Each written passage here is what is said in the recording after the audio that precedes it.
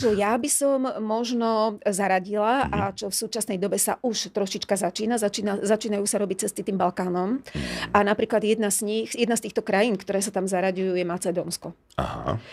Jazero Ochrid, ktoré je veľmi krásne, je mestečko Ochrid, ktoré sa nazýva aj Mekou.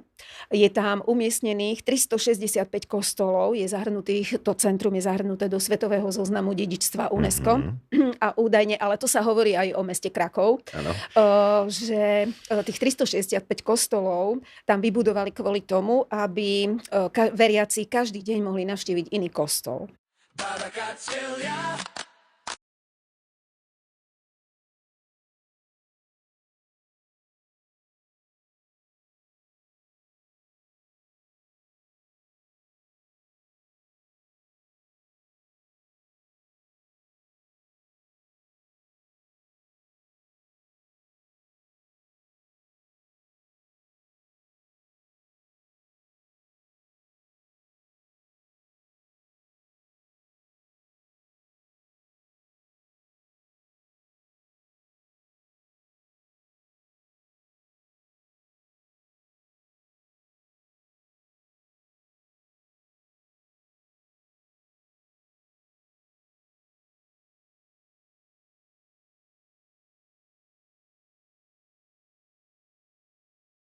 Ten Balkán je celkové ovplyvňovaný Osmanskou ríšou. Osmanská ríša súvisí s Konštantinopolom, teda so súčasným Istanbulom.